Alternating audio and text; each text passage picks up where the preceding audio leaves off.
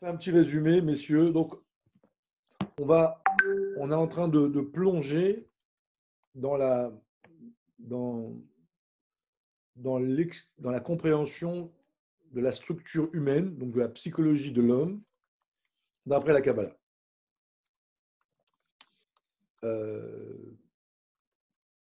Donc, bien que la Torah n'est pas un livre de psychologie en- à la base, mais la Torah, c'est aussi la psychologie, puisque Dieu a créé le monde, donc il a tout créé. Et donc, l'objectif de comprendre la psychologie de l'homme et la psychologie vraie, hein, parce que à travers ça, c'est un outil pour pouvoir arriver à rentrer dans la mécanique de l'humain et pour le transformer. Donc, on n'est pas là pour apprendre la psychologie pour la psychologie, c'est un outil. Alors, je fais une parenthèse, on n'a pas besoin de preuves pour dire que la Torah est vraie, parce que voilà. Mais en même temps, c'est quand même agréable d'avoir le retour des psychologues. Alors aujourd'hui, on sait qu'il y a de plus en plus de psychologues qui sont religieux, etc. Mais moi, je parle de mon expérience. C'est intéressant pour convaincre l'âme animale. Donc j'ai l'occasion d'étudier avec des psychiatres, avec des psychologues. Donc leur retour, c'est que ils me disent, nous, on a la technique, puisque c'est des praticiens, mais la chassidoute, c'est le mécanisme que nous, on n'a pas, forcément. Donc, ça fait quand même des années que j'ai donc des gens de ce métier-là, et c'est vraiment intéressant de voir leur retour, quoi. Ils sont battels, ils sont palouds devant l'explication de la Torah.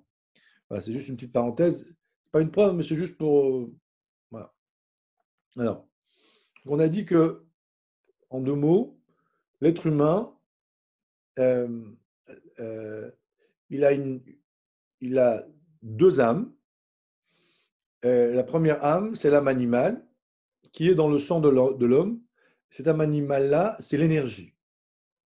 Donc, quand on est vivant, le fait que je sois vivant, c'est euh, c'est l'effet que j'ai une âme dans mon sang. Ce sang-là, il circule dans mon corps, et c'est ce qui s'appelle la vie. Cette âme-là s'appelle l'âme animale, c'est la première âme. Voilà, en gros, c'est ce qu'on a dit au cours dernier. Alors, je reviens comme on dit, sur un point, on va dire, très important. Euh, L'Admorazaken, une de ses révolutions qui est sous-jacente dans le Tanya, c'est de nous dire qu'on a deux âmes. Et on n'a pas une âme avec deux Yetzer. Je sais que là, ça fait technique et pas tout le monde comprend. J'ai mis un an à comprendre ça, un peu. Mais à force, ça va rentrer. Mais c'est la base du Tanya et c'est essentiel. On a deux âmes. Il est en désaccord avec un autre âme qui dit qu'il y a une âme avec deux penchants. Voilà. Cette idée-là, je vous l'ai dit. On va y revenir, on va revenir dessus. Mais voilà, c'est vraiment, ça peut paraître insignifiant, mais c'est très important. Voilà. Maintenant, on démarre. Donc, c'est la deuxième page. Je ne sais pas quel livre vous avez. C'est la deuxième page du Tanya, du chapitre 1, vers le bas de la page. Euh, on est. On est. Vei amit laveshet. Non, ou mimena. Ou mimena baot kol amidot raot me'arba yesodot raim sheba. Donc, ceux qui ont le livre blanc en français, il faut suivre et en même temps et réviser dessus. Ceux qui l'ont pas, il y a des applications sur le Tanya, sur l'iPhone, sur l'ordinateur. C'est très, très bien fait. Le cours est un moyen de vous aider, mais l'objectif, c'est que vous révisez dans le livre. Entre le cours et le livre, c'est tous ceux qui font les deux. euh, c'est un vrai plaisir. Voilà. Le cours seul, c'est bien, mais c'est gratuit, ça reste pas. Le livre seul, c'est encore dur. Les deux, c'est top. Alors, donc je répète, Umimena, Baot, Kol, Amidot, Raot, en français, ceux qui suivent. Donc, je répète, chapitre 1, deuxième page, à peu près 5 ou 6 lignes avant la fin de la page. C'est marqué, et de elle proviennent toutes les midot raot, toutes les mauvaises midot. Alors, vous voyez les mots qu'il dit? Il dit, et de elle, et d'elle, de qui elle? De l'âme animale, proviennent les mauvaises midot, les mauvais sentiments. La colère, l'orgueil, etc. Il dit pas l'âme animale a un yetzer, a un petit monstre en elle qui pousse à faire des bêtises. Il dit de elle. C'est l'âme animale elle-même qui provoque en nous ce qu'elle est, c'est l'âme animale, son entité, qui nous donne de la vie, et en passant, nous amène les mauvaises midotes. Vous voyez, ça paraît rien, mais c'est encore dans la Chita. Et si vous voulez, pour moi, c'est libérateur, parce que Dieu n'a pas créé un petit monstre juste pour nous pousser à faire des bêtises. Non. On a une entité qui s'appelle l'âme animale, qui est notre vie, et en passant, elle nous influence de ce qu'elle est. Je sais pas, c'est pas très français, mais c'est pas grave. Ça veut aussi dire qu'on est animal jusqu'à notre existence même, en fait. Bravo, Mazak, magnifique. Ça veut dire qu'en vérité, c'est la réponse à une grosse question. Pourquoi je dois me priver des plaisirs naturels dans la semaine, pour les kabbalistes, pour tous les gens qui veulent se spiritualiser? Ça vient d'ici. La vie, à la base, est animale. Même si c'est pas... Vous voyez, c'est pas la peine que ce soit mauvais pour que ce soit mauvais. Ma vie, à la base, est animale. C'est pour ça qu'on doit, on va dire, se méfier de soi naturellement. Quand on dit se méfier, c'est pas, on ne rentre pas dans la perversion, dans le mal absolu. Ça s'appelle l'égoïsme. De toute manière, on le comprend bien. Dès qu'on est en bagarre avec sa femme ou son mari ou ses enfants ou ses beaux-parents, on le comprend très bien, ça. Ah, mais pourquoi tu fais ça par intérêt, tu fais ça par plaisir, vous voyez, pourquoi tu fais ça? Vous voyez, donc là, des fois, on va tester l'autre. Bon, je ne vais pas trop me perdre, mais voilà. C'est l'âme animale, donc c'est la vie, l'âme qui me donne la vie a priori, qui en même temps me pollue. Je répète, ou mimena et de elle, dans le Tanya, tous les mots sont précis. Baot proviennent, kol midot raot, toutes les mauvaises midot. Voilà. Alors, et la remarque de Mendel, elle est très importante. D'accord? Le monde, par définition, c'est LM, c'est voilement. Le monde, par définition, c'est Teva, noyé, la nature. Vous voyez? Moi, par définition, je suis mauvais. C'est quoi mauvais? Égoïste. Voilà. Naturellement, il y a peu de choses qui sont bonnes. On va voir après. Ça veut dire que si je me laisse aller, même si je fais rien de mal, comme ma vie, a priori, elle vient de l'âme animale, voilà. Naturellement, il n'y a rien de bon naturellement. Vous allez me dire quoi? Naturellement, il y a tout à travailler. Comme une pomme de terre. Naturellement, c'est pas bon. Croquer une patate crue, vous allez voir comme ça fait. Par contre, vous la prenez, vous l'épluchez, comme les Belges, j'ai écouté une recette de frites, des vraies frites, là, des géonimes en frites. Aïe, aïe, aïe, c'est une souga, quoi. Je ne pensais pas qu'on pouvait. Et tu la prends, et tu l'épluches, tu l'essuies, tu la cuis, tu la réchauffes, tu la renlèves, tu la remets, tu la fais, tu la vas. À la fin, j'avais l'impression d'avoir mangé la frite, même si vous voyez. Donc, ça part d'une patate. Ben, nous sommes à la base des patates. Voilà. Et dès que je me laisse aller, je suis une patate. Ou je suis une carotte, ou ce que vous voulez, cru, pas bon, pas agréable. C'est ça le mot mauvais. On continue. Maintenant qu'on sait ça, alors, c'est quoi les mauvaises midotes? On veut avoir le menu maintenant. Alors, il dit, mais arba'a, yesodot traim sheba. Il dit, bah, très simple, le menu c'est, bah, analyse qui elle est, tu sauras qu'est-ce que tu es. Alors, il te dit, ça provient des 4 éléments qui la constituent. Alors, c'est quoi ces 4 éléments? Eh ben, il y a une, il y a une, il y a il y a, comment on dit, un enseignement ou une règle, c'est que toute création, quelle qu'elle soit, spirituelle ou matérielle, parce que Dieu a créé des mondes matériels et des mondes spirituels, euh, est constituée de 4 éléments. Dès que Dieu crée quelque chose, donc quand on dit créer, c'est autre chose que Dieu, il y a le créateur et la création, eh ben, sa constitution, c'est 4 éléments. Le feu, l'eau, l'air et la terre. Donc, en fait, ces 4 éléments-là, ils sont la structure de l'être. Et en l'occurrence, là, c'est un être animal, un être égaux. Donc, le animal égaux. Donc, ben, et comme c'est lui qui nous fait vivre, eh ben, il nous pollue avec, en fonction de ce qu'il est. Voilà. Donc, dans les mots, vous voyez, il dit, mais arba'a, yesodot, ra'im, sheba. Des 4 éléments mauvais. Alors, mauvais, on a vu ce que c'est. Hein. C'est le voile, parce que là, il n'y a pas encore de mal absolu, puisqu'il n'y a pas de faute, c'est la création de Dieu. Donc, le ra, hein, rappelez-vous, le ra, c'est tov meod. C'est-à-dire que c'est le voile de Dieu. D'accord, Sheba qui a en elle. Alors,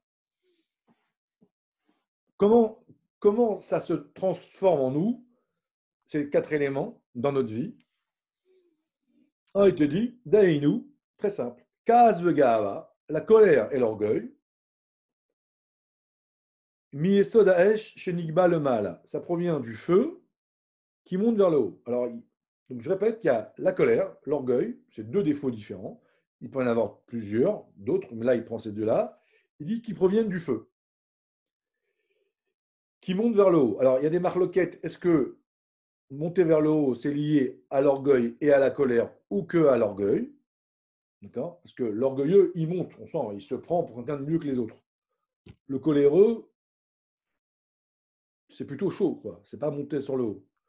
Donc, je vous donne juste, c'était le mot monter, pour ceux qui connaissent un petit peu, qui ont creusé, je vous donne. Donc, il y a 2 explications là-dessus. Je ferme la parenthèse.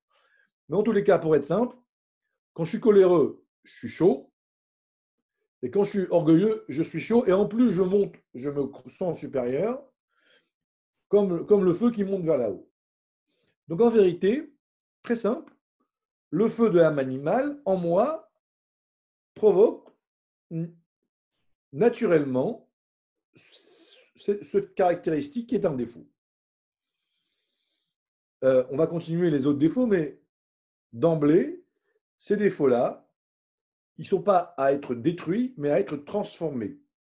La Torah n'est pas négative. La Torah n'est pas moralisateur où on va te dire « Oh là là, t'es coléreux, t'es orgueilleux, mon pauvre ». Non. La Torah te dit à la base, tu es à l'état brut, coléreux et orgueilleux. Et plus tu es coléreux et plus tu es orgueilleux, et plus si tu te transformes, tu pourras aller loin. Voilà. Donc c'est positif. Si je suis très, très orgueilleux, ça veut dire que je pourrais être un grand, je pourrais réussir énormément. Si je transforme le feu de mon âme animale vers le bien, je pourrais aller très loin. Moi, quand je prends des employés, pour faire la maison, là, vous savez, les Roumains ou je ne sais pas qui, là, quand ils sont orgueilleux, je suis très content. Vous savez pourquoi? Parce que je sais qu'ils cassent la tête, parce il faut les respecter, mais je sais qu'ils vont bien bosser, parce qu'ils sont orgueilleux. Quand vous avez un employé qui est trop humble, il n'a pas d'amour propre, donc c'est très dangereux. Ok? On continue. Ta'avatata anugim, deuxième conséquence, le désir des plaisirs, ça provient de l'eau. Alors l'eau, c'est un peu bizarre, il est un peu différent des 4 autres. Il dit parce que l'eau fait pousser toute forme de plaisir. Par rapport au feu, on dit le feu, quelqu'un qui est coléreux, il est chaud, donc tout de suite on voit le feu. Le plaisir, on dit que c'est l'eau. Pourquoi? Pourquoi un plaisir c'est plus haut que le feu?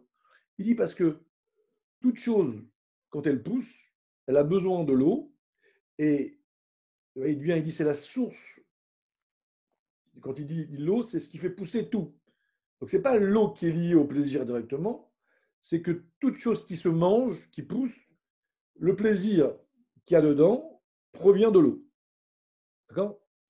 Parce que, a priori, une pomme, le goût est dans le liquide. S'il n'y a plus de jus, il n'y a plus de goût. Bon, j'ai toujours un peu de mal par rapport à ça. Je vous dis ce qu'il y a écrit. Si demain vous avez une meilleure explication, je suis preneur. Ensuite, mais en tous les cas, en Kabbalah, l'eau, c'est les plaisirs. Quand on dit Roka Haaretz Alamaim, dans les prières du matin, que Dieu a mis la terre au-dessus de l'eau. Alors, à Kabbalah, on dit que Ta'anouk, c'est c'est un peu ça c'est pour les niveaux 4. Hein. C'est que l'eau, c'est les plaisirs Gan Eden. Gan Eden, c'est le plaisir. La terre, c'est le monde d'ici où il n'y a pas de plaisir dans la matière, dans la spiritualité. Même le plaisir qu'on a, il est tout petit par rapport au Gan Eden. On dit on a mis la terre au-dessus de l'eau. C'est pour nous dire que grâce au fait qu'on descend sur la terre, on va avoir un plaisir qui est plus haut que le plaisir dévoilé qu'il y a dans l'eau. Une parenthèse. Hein. Roka Haaretz Alamaim. Bon, ça tu pourras l'enlever. Mais juste pour vous dire que c'est une vraie chita, quoi. L'eau, en Kabbalah, c'est le Ta'anouk. Je ferme la parenthèse, on revient au niveau 1.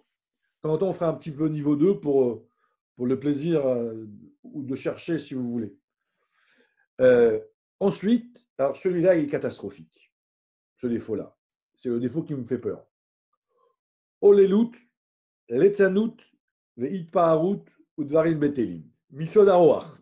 Donc, la moquerie, Olelut, c'est les railleries.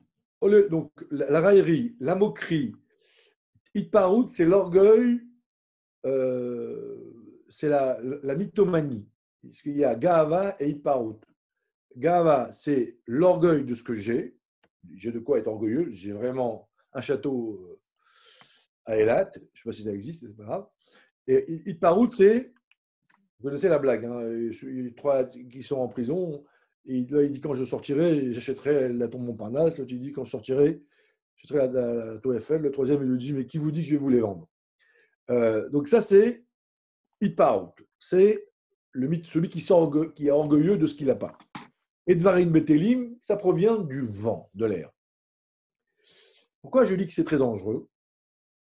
Parce qu'en bas, c'est marqué, écoutez bien, même ceux qui sont Baal, qui charonnent, ceux qui ont des dons, ceux qui ont une sensibilité, im umit olel osek belitzanut, si c'est quelqu'un qui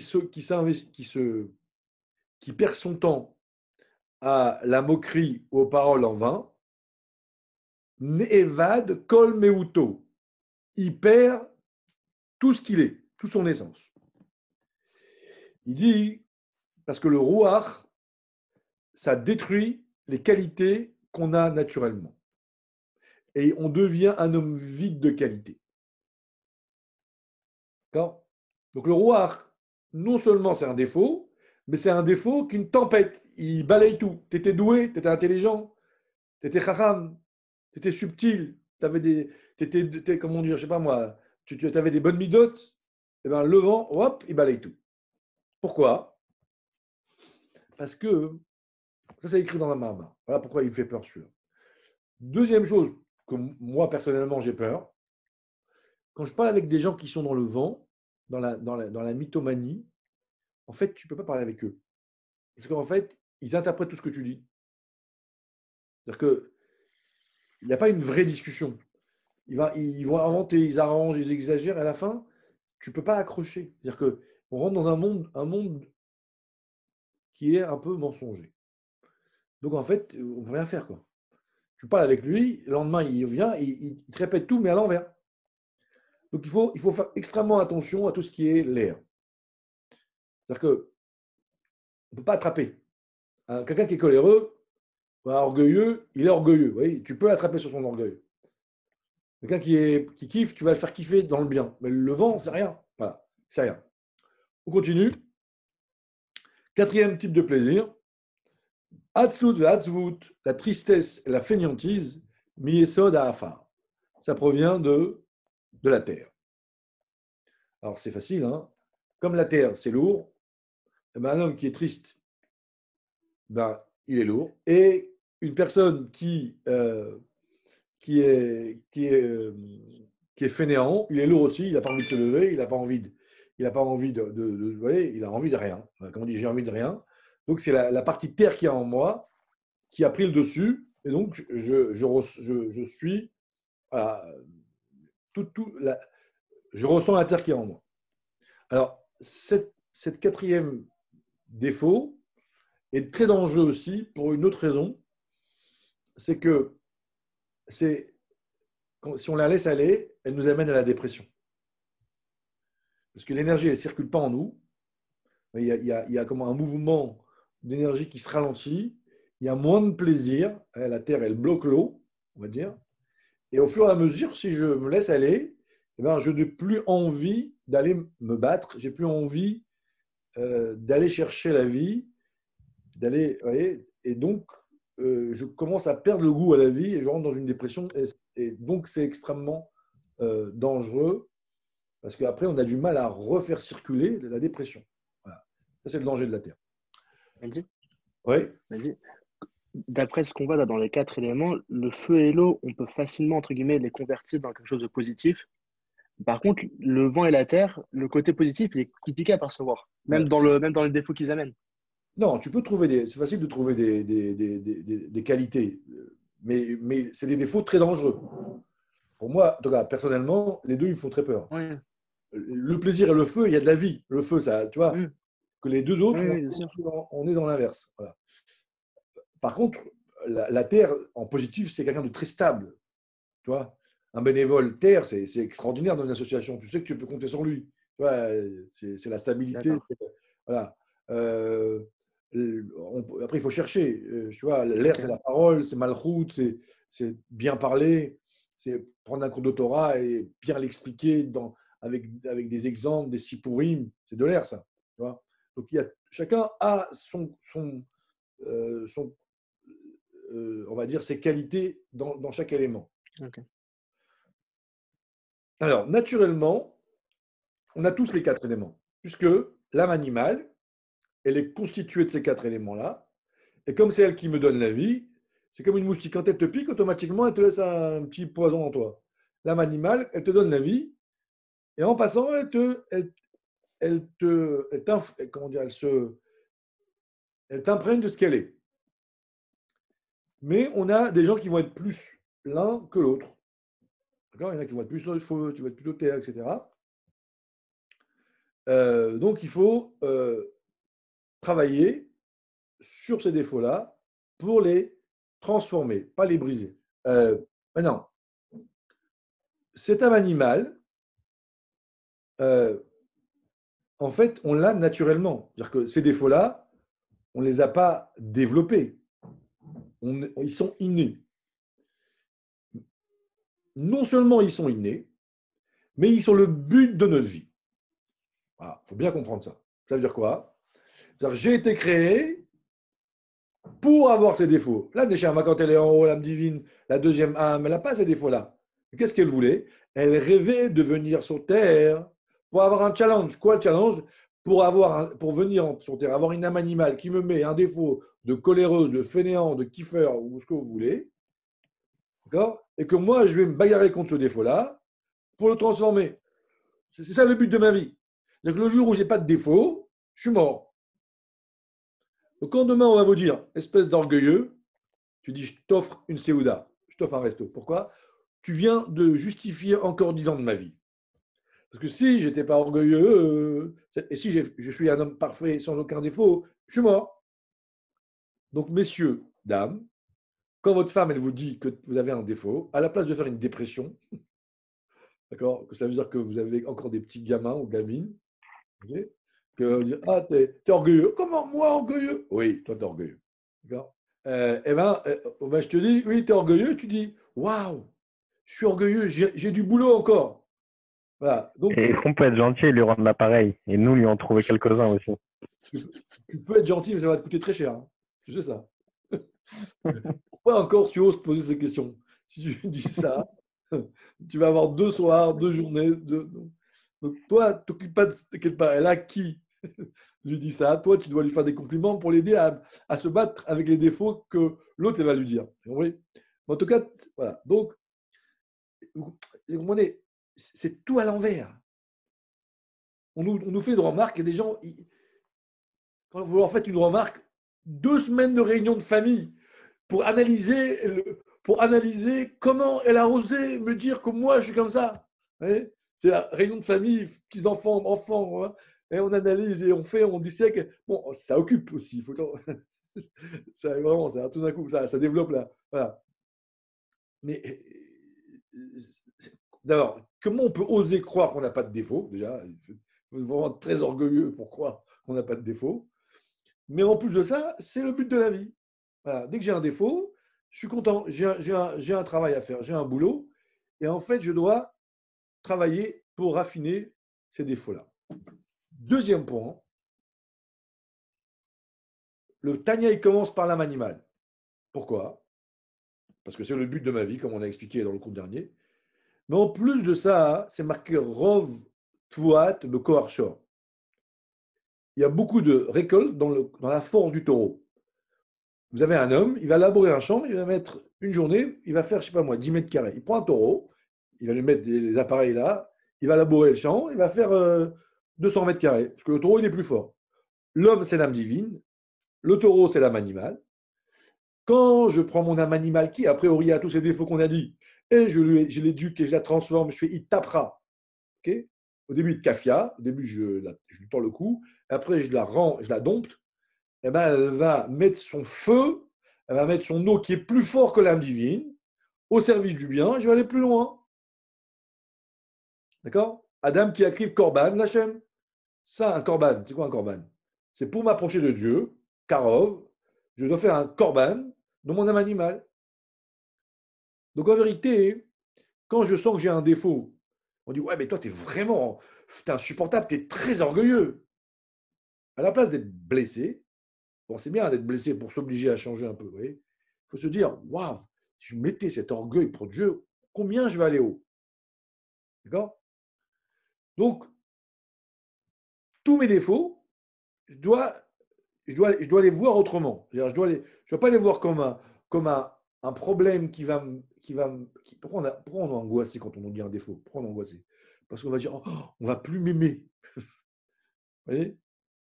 Ah, ils ont vu mon défaut, oh là, je vais être rejeté de la société. Oh là là, la honte. Tu as compris? Que tu aies mal au cœur à un moment donné, c'est normal. Mais en fait, c'est pour t'aider à changer que tu as mal au cœur. Mais très vite, tu te dis, bon, demain, le gars qui m'a fait le défaut, il a oublié ce qu'il a dit. Mais moi, je vais utiliser cette peine qu'on m'a fait pour prendre conscience et me bagarrer pour changer. D'accord? Il y a des gens, quand on voit bien, quoi, on est tous comme ça. Et cette peine qu'ils ont parce qu'on leur a fait un défaut à un moment donné, ils la ruminent pendant des semaines. Vous voyez? Mais en fait, le gars, il t'a dit un mot, toi, tu l'as transformé en 100 mots. Bon, ok.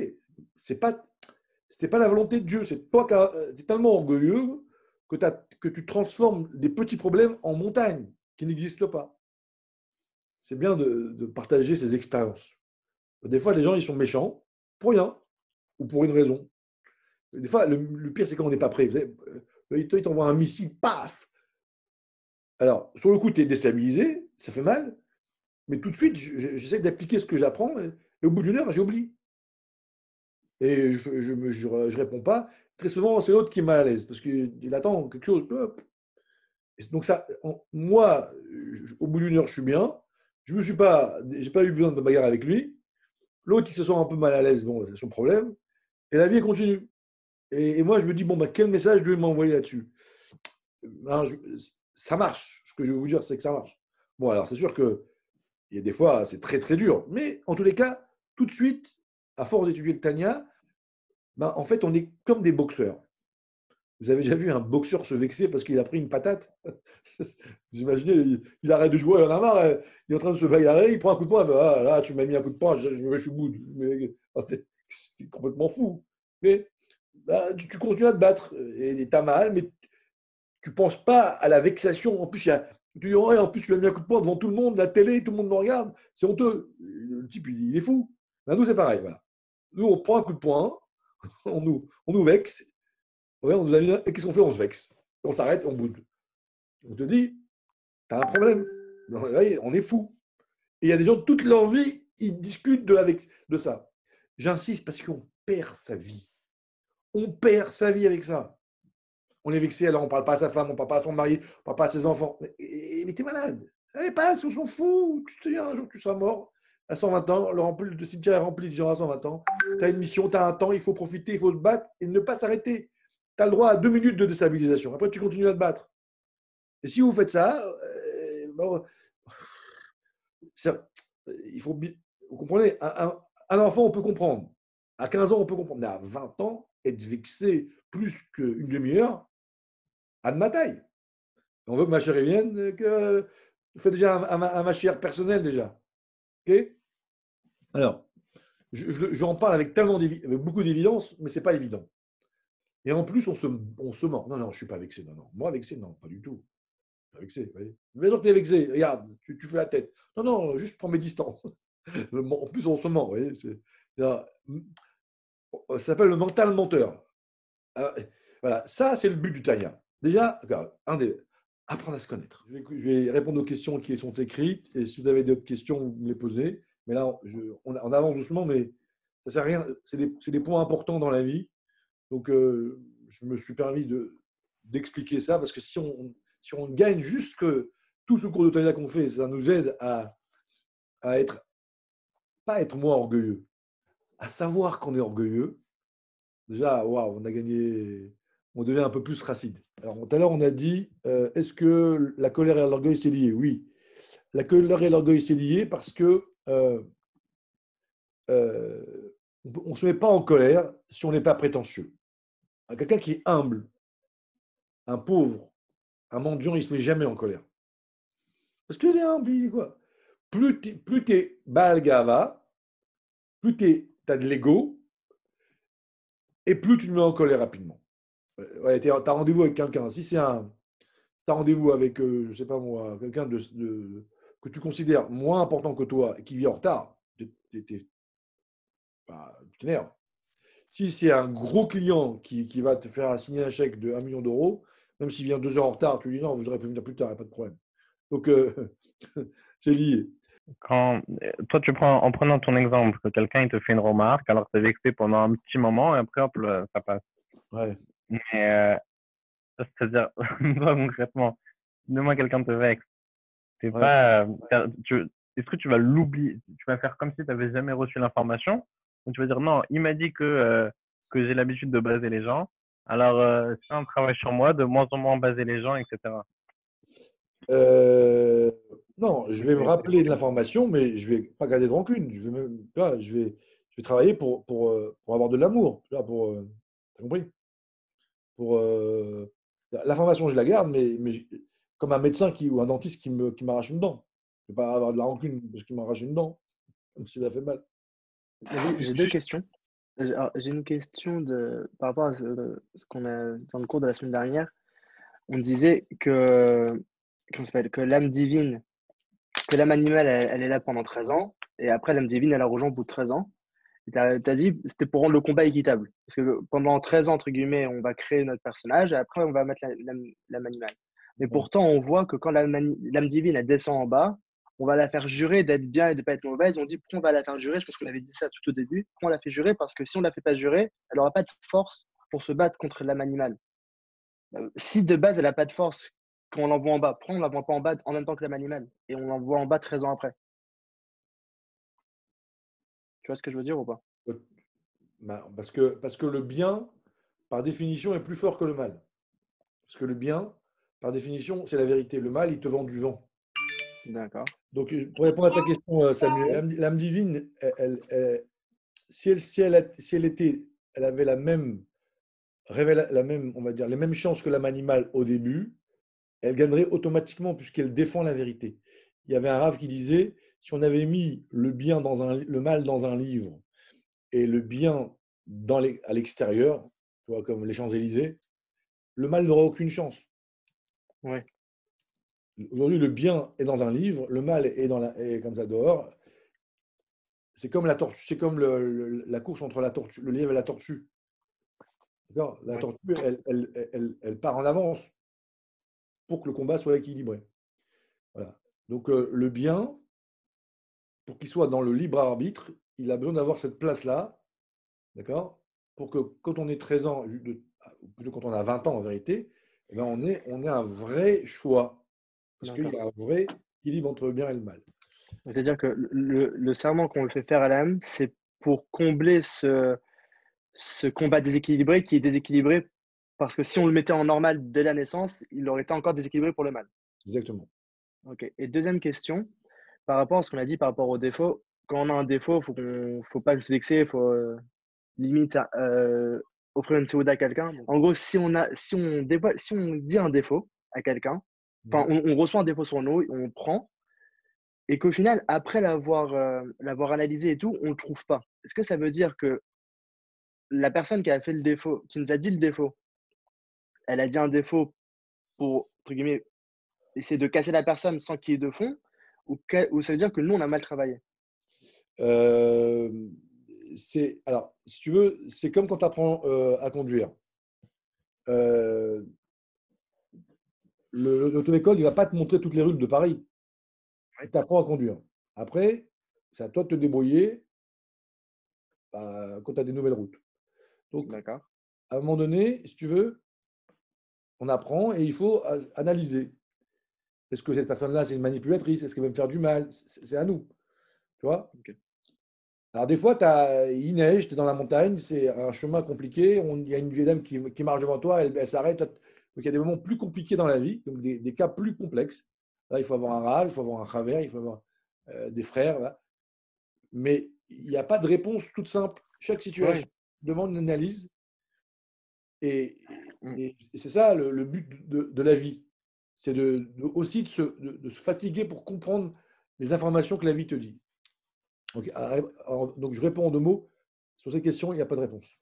Alors, je vous souhaite une bonne soirée. Razak à la technique, à l'organisateur et au présent. Et au rap surtout. Voilà, messieurs, je vous souhaite une bonne Merci. soirée. Merci beaucoup.